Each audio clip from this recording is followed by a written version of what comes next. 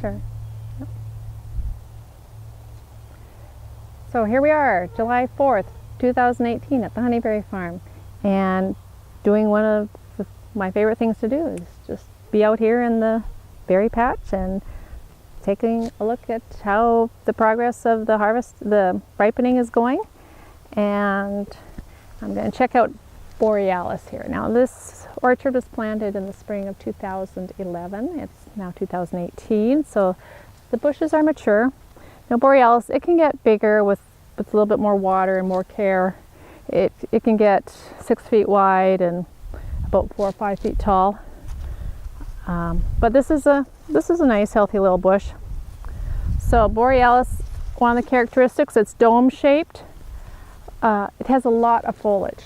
So that's nice because it hides the berries a little bit. The birds will still find them. That's why you do need netting. But we netted early just when they were ripening, and the cedar waxwings, they decided it wasn't worth the trouble and they took off.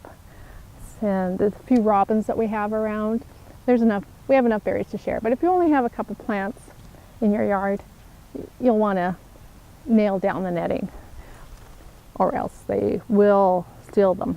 So Borealis, the berries grow in clumps on last year's growth. And of course my hands are purple all summer. I just don't bother to put lemon juice on them every night because next day they just get purple again. So Borealis has very nice plump round berries.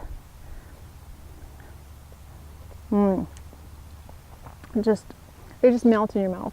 That's what got me the first time I tasted honeyberries. They melt in your mouth. The skin is so thin you don't even notice it's there. The seeds, you don't notice the seeds. It's a real feel-good berry. You just pop it in your mouth. But the thing with Borealis, we don't recommend it for commercial harvesting because until it's really, really ripe, the stems stay attached, and it's got a real super soft skin, so they get mushy. Like this one's already kind of getting a little mushy. And but for the home gardener, if you want a lot of foliage and a dome-shaped bush with great tasting berries, this is the one for you.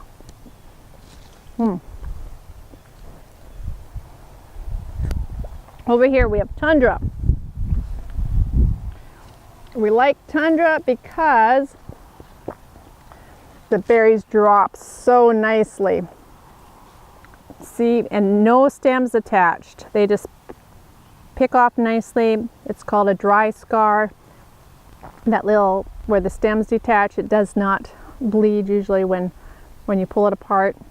So this is great picking. It has a long shelf life for putting on store shelves. It can last up to a week in a store, in the produce section with cooling.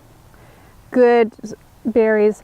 What we noticed this year, there's a lot of bulk to these berries. So a pint fills up very fast, but it's quite lightweight. There's not as much weight in the berry as some of the other varieties. And maybe it has something to do, it's not as sweet, it's more of a mild berry.